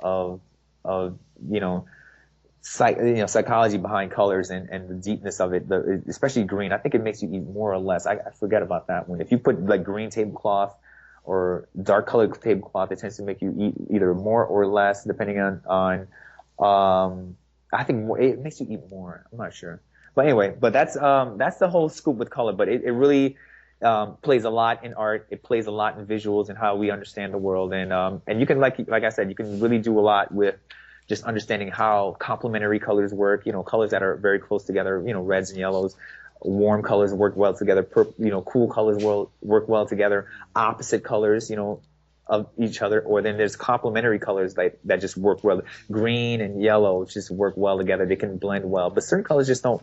And then other colors can blend to make each other. There's primary colors. There's a lot, but the main thing that people want to get out of it is that there's a science to it. There's an understanding greater than just hey, just colors are here for aesthetics, but they can really change perception in some ways, depending if they're done right. Okay, in some ways, but it's a huge topic, and it's a huge thing that commercial and marketing companies know about, and they work it well, like they work it like a science. They want to influence you as much as possible so they can help you. They want you to buy their products, so they use all these tactics. And I say, if any art, when a person learns these tactics, you know what, use it for yourself, but it won't be as evil and nefarious as something as a big corporation trying to sell you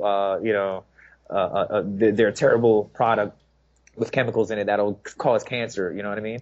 It's better for a person like me who understands the science and use it for making a living, sharing your knowledge, and doing good, and not manipulating in a way where you're making people buy things that they may not necessarily need, but you need to make money anyway. But you're just gonna do it for the money. And it just kind of warps a person's reality, and again, it doesn't give you a fruitful life. The main thing people want to do is be happy. People, I realize that I don't think there's, to me, I mean, I could be wrong, but I know I don't think there's, I don't feel like there's just people who are just evil 24 hours, 7 days a week. They have like no family, just wake up and they're like in their evil cave and they're just like, I want to kill people I doubt that. I think most people tend to have families or people around them or friends who, if you don't have a family, and just try to make a best living and try to be happy. And it's just what happens along the way is a misunderstanding between, with society and what's going on. And people may not feel where you're coming from, and sometimes people lash out, and that's what happens. And like I said, art is a way of really extinguishing a lot of that, when people can kind of get into a space where they can kind of analyze themselves and just find what they like, find their truth, find themselves, find their center, use art, use techniques, use things to help express themselves to kind of become more level. And it curves a lot of the bitterness, the anger, the things that make people feel like, why am I here?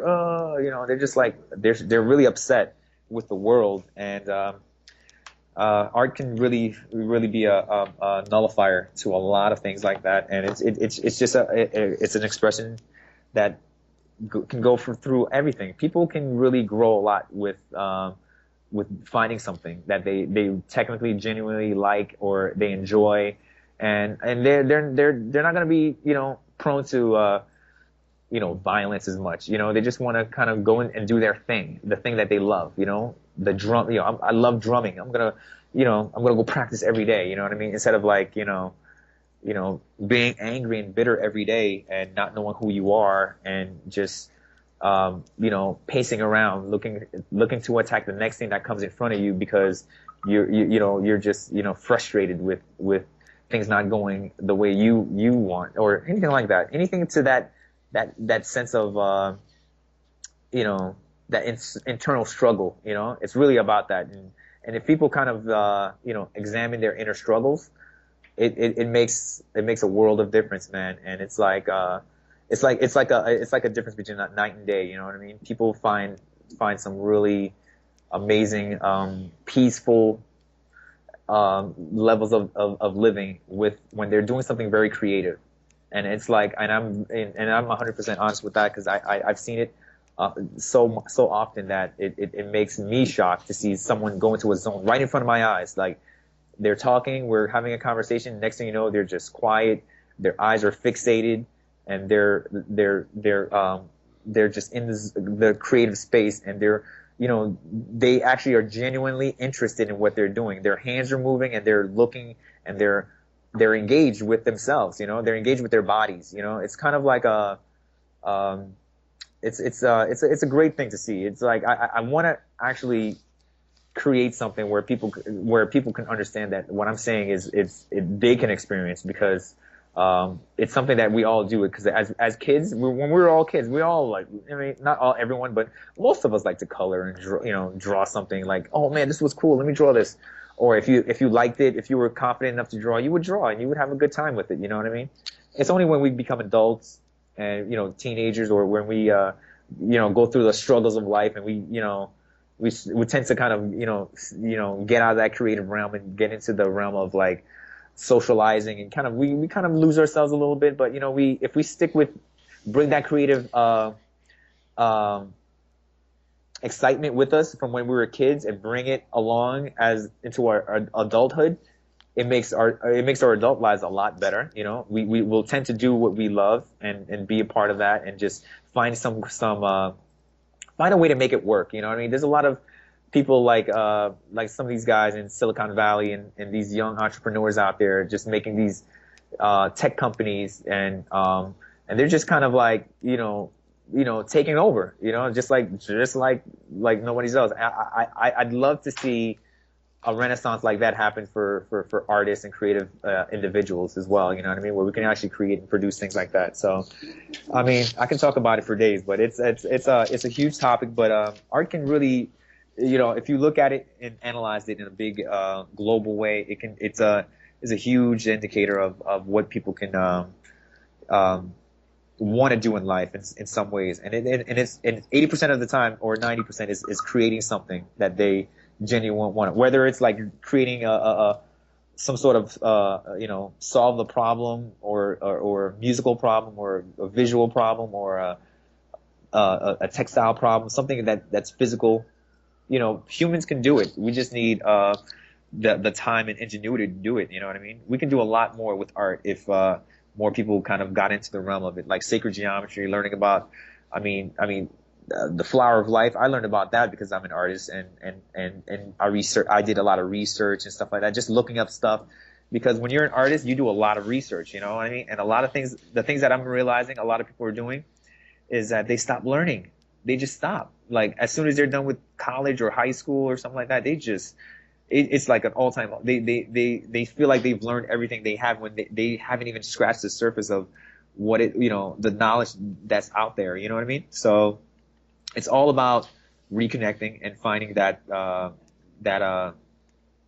center. Find your passion, and anyone who's out there who's like, I feel like, who's an artist, like if they're listening to what I'm saying and they kind of get it, do it now. What I'm finding out is it's better for an artist to do it earlier. Like it's much better to do it when you're younger, when you're just still in your parents' house, or if your guardian's house, and just pick it up. Do it like with a passion that would allow you to become a professional before you're even 18. Because that's what I'm doing. All the students that I have. I mean, I'm prepping them before by the time they're done with high school, they'll be professionals. They'll have their own content, their own book. I have students working on their own graphic novel. Why wait until you're in high school or college? Like, come on, that makes no sense. That ruins the chances of a person becoming an artist, because if you're going to wait until you're 18, it makes it so much harder, because then you're going to be on your own, and an artist needs a good 2 to 3 years of promotion. All right, 2 to 3 years of promotion and constant, oh, hold on one second. Oh, we've got 30 minutes. Okay. Constant promotion to become a legitimate artist that can actually make a living, and kind of, step into that space of like actually making something for themselves. You know what I mean? Like, you need to network and socialize and get into these social gathering spaces, and tell people that you're an artist. You almost have to, do these things. Well, like, it's so much harder if you wait longer, because then you gotta, you be a lot older. You don't have a fan base, or a person that you don't have people knowing that you're an artist ever since you were young, and it makes it so much harder. But it's not impossible nowhere, because there's always social media.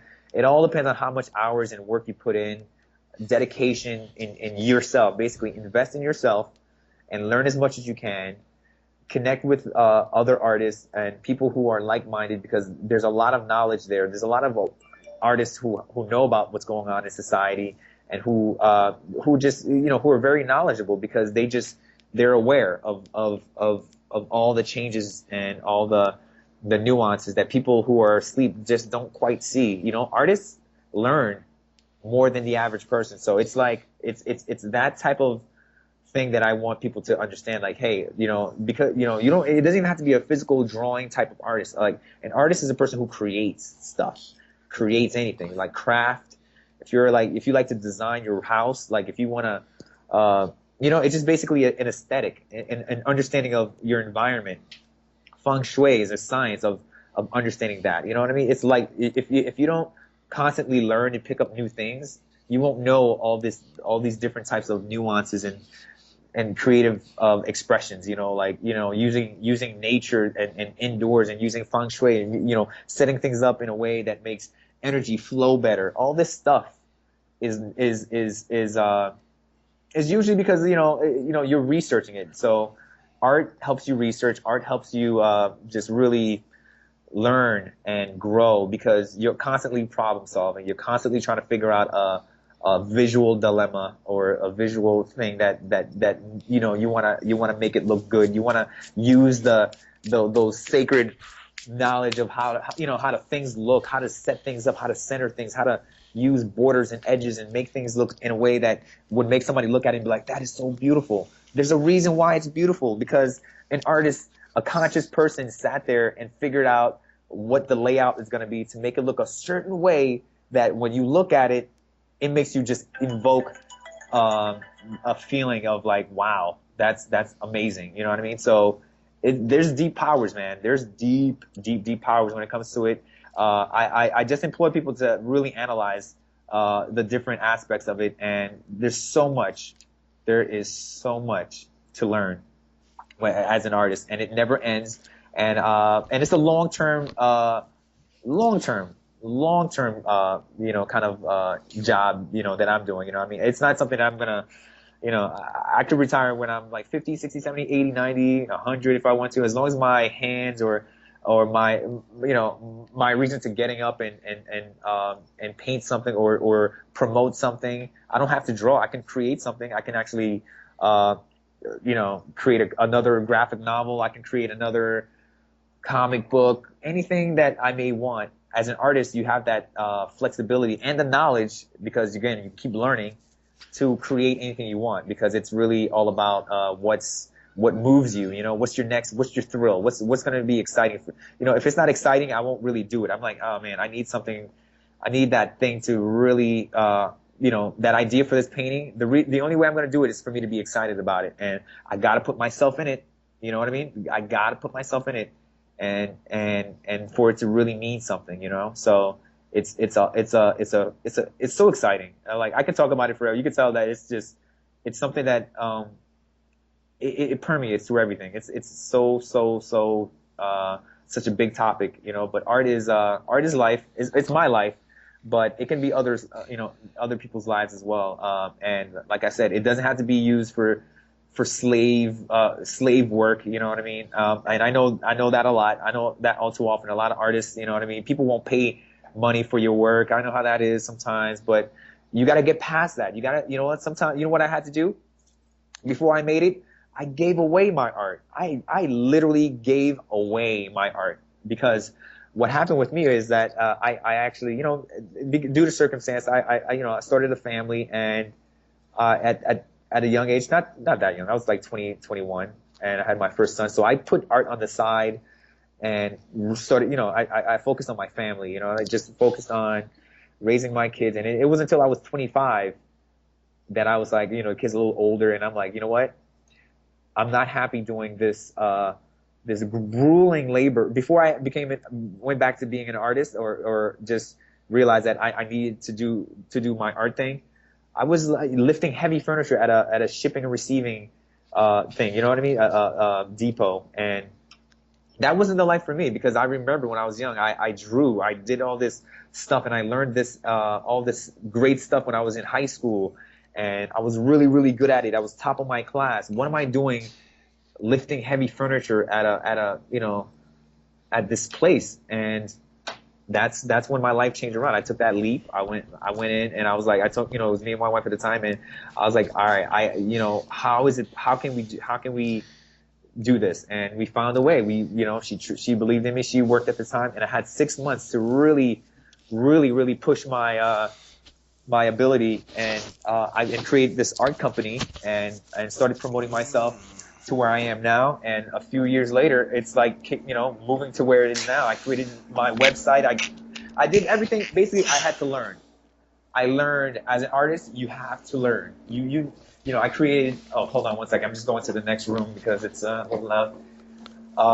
I had to learn. I had to, learn how to build a website, because a designer, is an artist in some way. So I became a designer.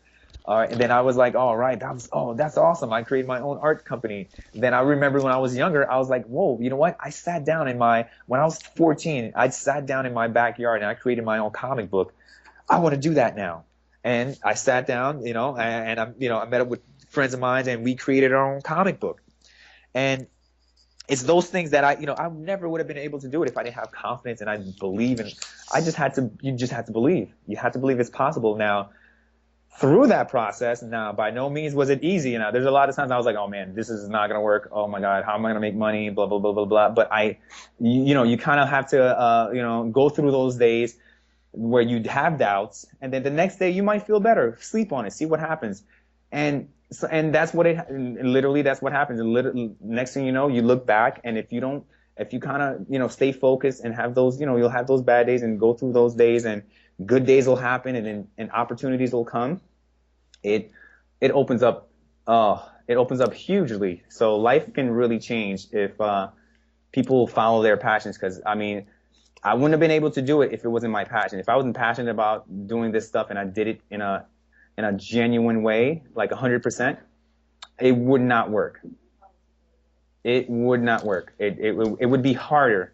And what I realized is this: I had it hard a little bit because I had that gap. I really, ever since I was 18, I should have kept on going. You know what I mean?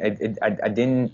I faltered because of money. Because when I went to college, art school, it's a business. They want money. And when I went back to art school, I went to University of Hartford for one semester.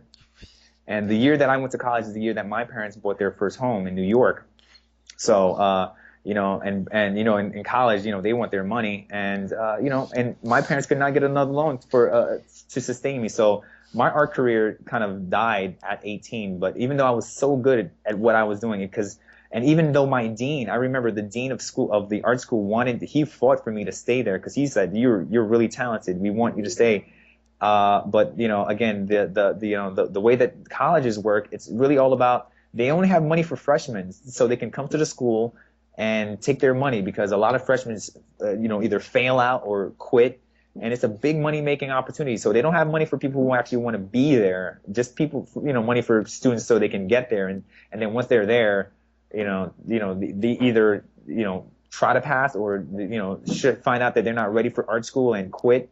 And that's what happens. 80% of kids quit because art school is not what they thought. I was actually one of those kids that was good, but you could always fall through the cracks. So one thing I'm actually doing is I want to curve that. That's why I realized that kids need to learn younger. There's a lot of passionate young artists who are so good, but they're just not getting, the opportunity to, because of financial circumstances, or just because of their situation, or just because that, they're not getting the proper knowledge or the proper teacher to instruct them the right way.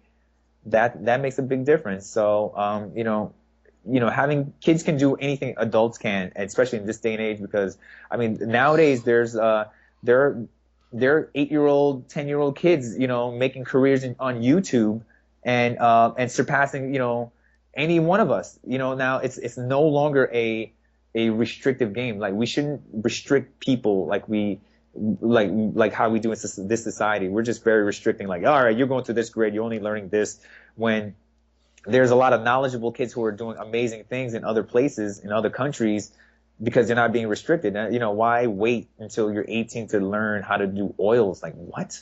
No, let's show kids what they can do now and let them decide. And you can see amazing things happen. There's kids who can paint as good as adults. There are kids who can blow people's minds with their singing abilities. There are kids who can perform as better than a fully grown. there are 70-year-old women and people who are doing amazing things. It's just, it's no longer the perception of what we think is always, is really skewed. So that's why I want to kind of like put it out there and just let people see what is what's possible. Art can really open people's minds to the different parallels that there are, because people, I see amazing things happen every day, and because I'm constantly learning and constantly experiencing more, because I'm an artist and I'm free to learn. I don't have a 9 to 5 to stop me from doing what I want. If I need to learn something, I learn it so I can improve my business and my success. And so it's investment in yourself that creates the most wealth. Just put it in yourself. Learn, grow, evolve, and just mature, and life will look a lot easier and a lot brighter if people do that. Just follow your passion. Follow that thing that really, follow that thing that you say that says, if I do this every day, will it feel like it? Does it feel like it hurts or pain or what's your passion? What's this thing that you do that you feel really good when you do it? And you just and you can kind of like sustain it, and you can grow with it, and you can kind of have it be a part of it. If it inspires you to do to help people with it, do it. All that stuff is your decision as an artist, and you just got to take it and see what you make of it. And society and the world will look, will acknowledge you for it if it's done truly and honestly through your heart and through your good intentions. Like people will acknowledge you for it, and your life changes, and your truth happens. Like people will come to you and be like, how did you do this, and why is da da da da. But then you just tell them like, hey, you could do it too. You tell them your story, tell them that you can, and how you can inspire them with your story, and then that'll help them create their own story and create their own journey in life, and just help people along the way, because a lot of people don't know how it's done. Like, Gene, how do you do it? How do you do it? I'm like, well, I'll tell you what I know, but at the end, they just have to experience it and find out for themselves. But they have to be 100% with aligned with their dream. If you're really passionate about it, it will work. You just have to kind of go through the course, and there's good and bad in all of it, but there's a good outcome that you'll make it if you're really determined and you're focused and you're surrounded by good people and people to push you and root for you along the way, and you'll make it there. That's usually the path of an artist, and you grow from there. A lot of people become better because they have to struggle a little bit, but it's not much if you do it well, or if you do it early, especially when you're young. I say, draw for free. You're practicing, you're learning. So, but when you're 25 and you're trying to become an artist in 26, 27, it's a lot harder, especially because you got to support yourself. You don't have a mom and dad to get you going.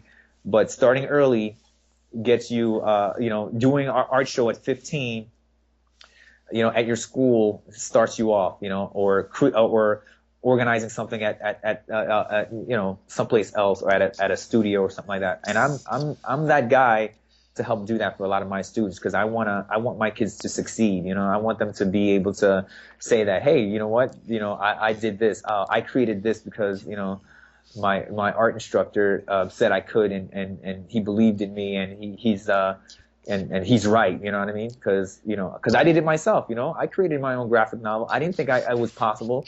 I didn't think I could draw every single panel and tell a story that embodied all the things that I wanted to. But I had to learn. I had to put it in there and practice, and I had people there with me to laugh and joke with me along the way. And that whole experience was what creates a great product. Good and bad experiences create a product. You know what I mean? And whatever you make of it, that's life. And that's how it rolls. You just have to go with it. Yeah, that's it. That's my spiel right there. Awesome job. Just so you know, maybe the last 7 minutes or so, I'll give you the chance to talk about your Made of Sabian, just a good quick overview of that. But there's a couple things I'd like to talk about right before then. First of all, I have to do it on the fly though. Okay. Subconscious and subliminals. We all know that subliminal, if you put it in art or any sort of media, it will definitely affect someone at a subconscious level.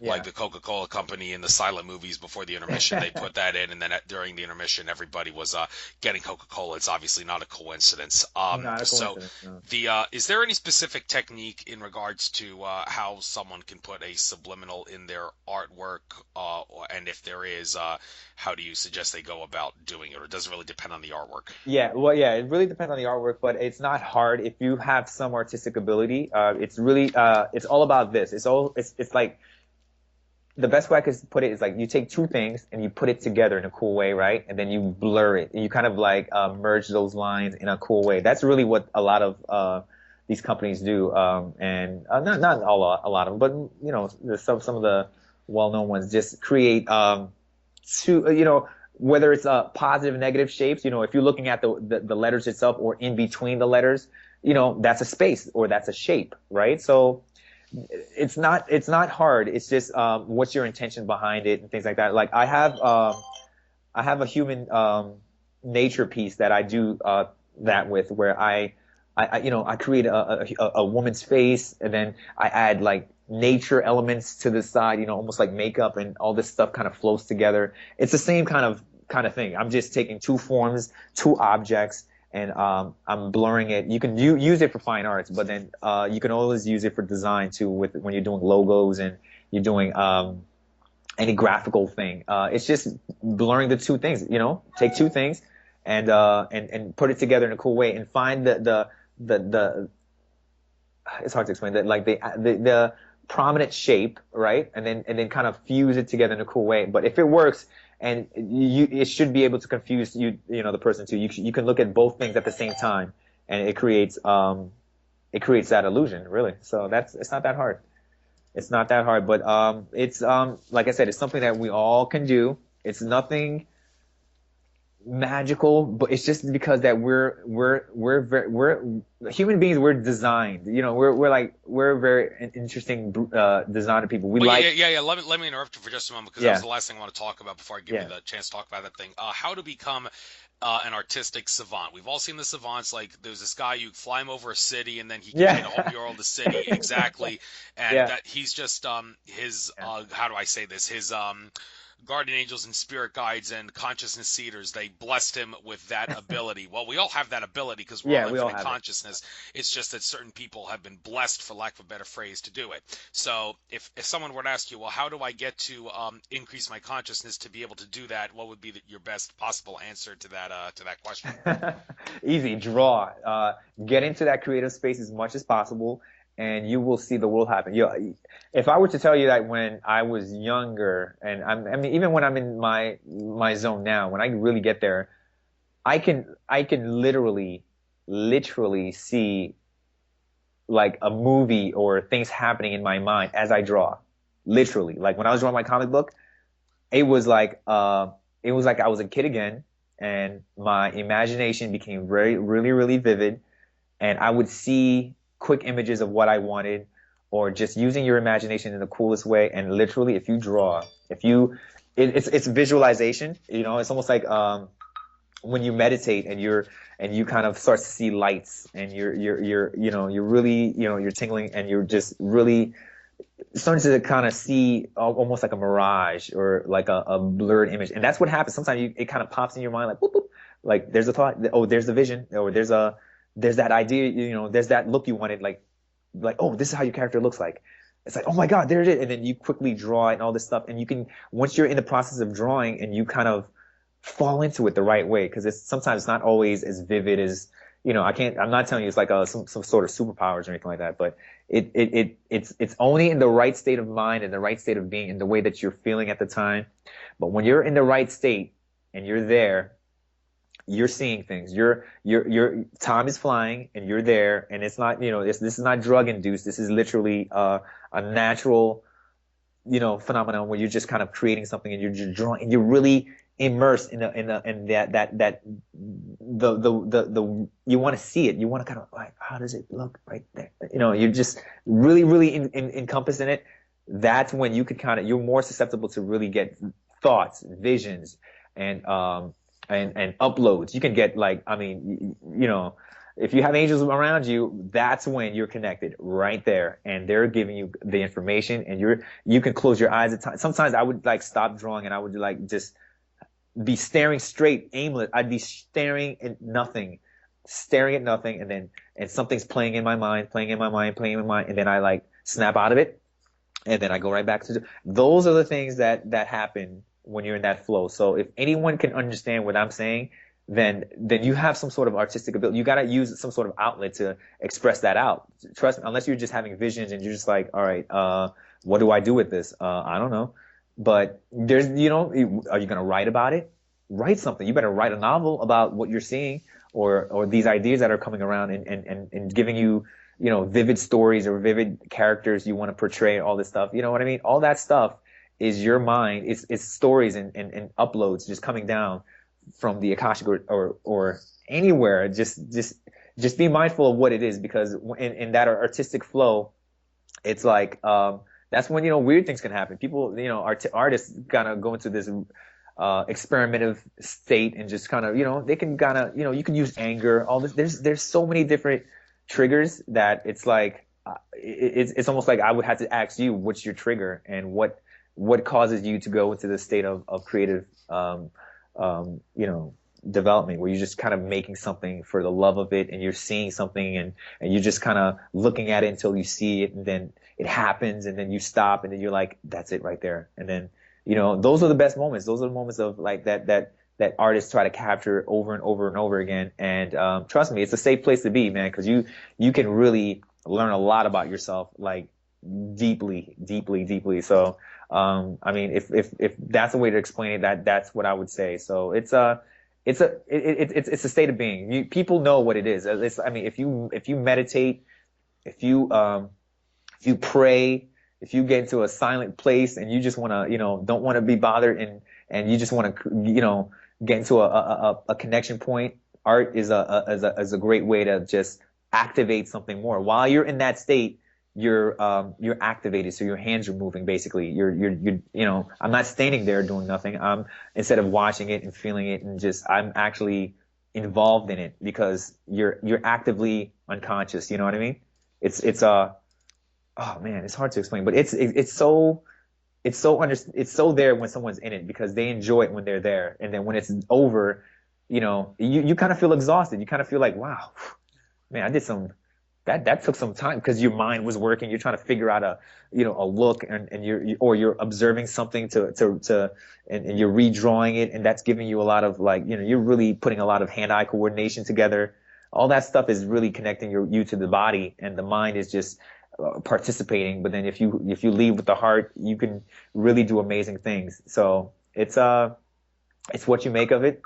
And oh man, it's a beautiful thing, and I implore people to really find art as a good exercise, or a medium, or a hobby, to just see what you can do, or look some things up on YouTube, see what's out there, see what people are doing to pass the time. People are doing amazing things because they're connecting with themselves, and they're doing amazing art, and they're getting recognized for it all over the world. And I say we all can have a portion of that creative pie. Just create, and people will recognize you for it if they see that genuineness come out of you. And it's just a confidence boost when you see it happen, and you see people really commending you for a work that took time, and that you dove in to pull out of you. So it's cool.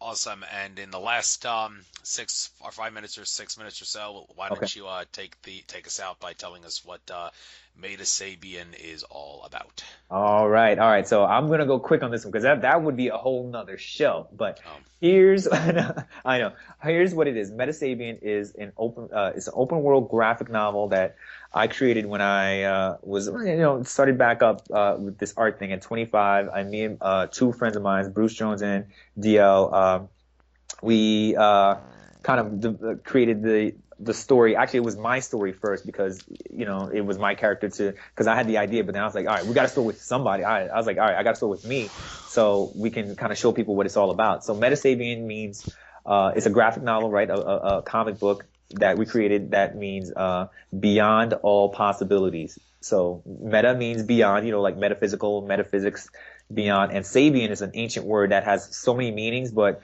we found that it means all life manifesting in all things, and it also has a deeper meaning from way back from it's like an ancient group or tribe that came from the stars. So all this stuff has deeper context and meaning. If you research it, it'll really open your mind. But I didn't know about this when I created the comic book. I just wanted to have a really cool, unique name, and Sabian or like like a Homo erectus or a Homo sapien, like a human being. But I didn't like that word sapien. That's what the proper name is, sapien.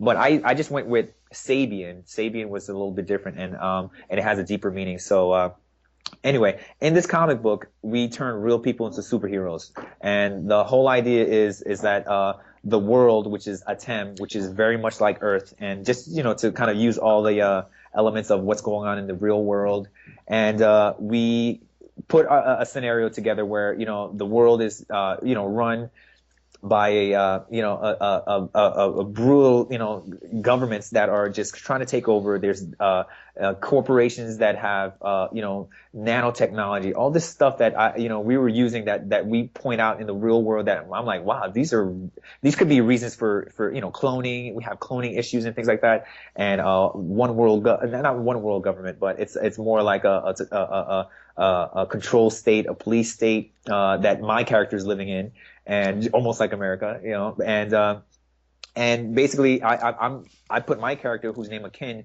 in this world, and basically I'm just a person who unlocked some of his potential, his this hidden power that he has within himself.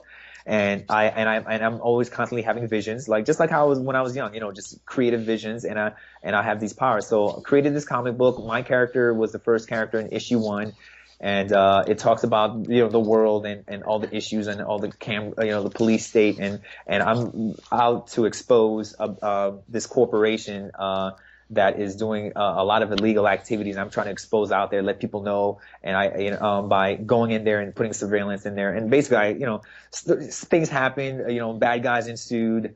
I barely got away, but long story short, the story talks about my character, Bruce Jones' character, and DL's character, which is the three of us, the creators, and how we all met and we became a group to really inform and expose the world of these evil groups that are just basically wiping out indigenous groups. There's there's so much going on in this story that we just put a lot in it. We just put a lot of the issues that we saw in the world today and put it in the book, so we have a lot to go with. And it's a great series, and now it's becoming more of a platform, because since it takes a long time to create a comic book, because we're on our 3rd issue now, we're going to be doing a new revolutionary thing by using one of our amazing programs to tell the stories. Instead of creating a comic book, we're going to have an animation, and the animation would be of, say, your character, Andrew. And you know what, Andrew, you should become a character. That'd be great. I think that would be a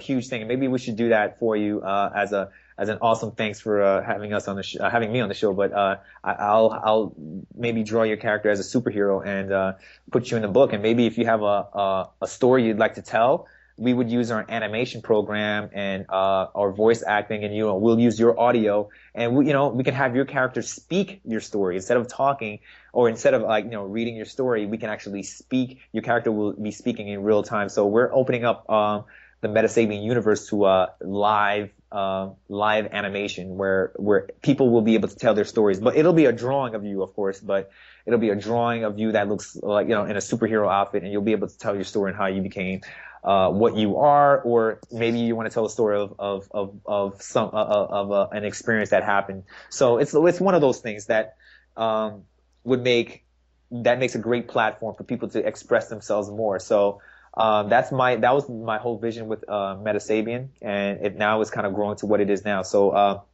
if any of your viewers are interested, they can check out that on Metasabian, or actually Metasabian.com. But the real updated website is rumeta.com, which is basically are you beyond, but rumeta.com, meta.com, and that has the whole story, not the whole story. It has the books. They have the podcast. Also, other interviews that we've had.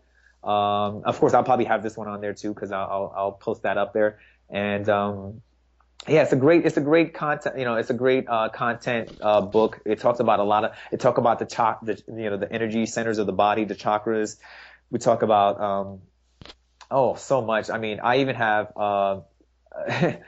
some of David Icke's reptilians, just to add that sci-fi, things anything that we experience and we've kind of heard in our expansive awakening. I pretty much put a little bit of everything in there. So there's reptilian beings, there's aliens, there's dimensional beings, there's a lot of nefarious. There's everything that you would ever want in a world. In that, basically, that's what we're trying to do, is just create a world that has all these issues, but yet we have people that are awakening in it, that are making a difference, and really, be either building relationships to tackle issues, or coming together and tackling issues there, or just working alone, or telling a story that makes it so unique that that Metasaving would become a multi-story link platform. I actually want other characters to be more popular than my characters, because I really want to be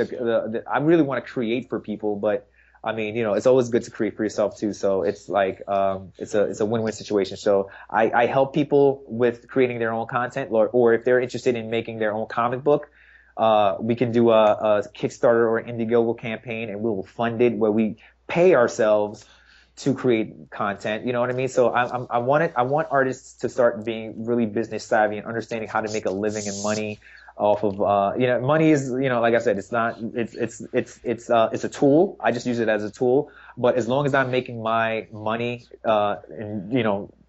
ethically, and in a way that I'm fulfilling my, I'm improving upon myself, I'm winning regardless. Cause I don't, whether it becomes Bitcoin or anything else, I'm still going to be, valued, because if you put value in yourself by being able to make things, or being creative, or being like tinkering, you can make anything. You can live in society. Okay, you don't have to be afraid to not make money, but you got to know what you want to do in life. So you make your money ethically and make it good. So it's like, when I spend money, I don't feel like I got to spend it on to enjoy myself, because I'm enjoying myself regardless, because there's a lot of people, what they do is they work at a job they hate, and then once they have the money, they blow it. They just want to lose their minds, or go to the club and just get wasted or something like that, because they're just not happy. They're just frustrated with where they are. So, do what you love. And,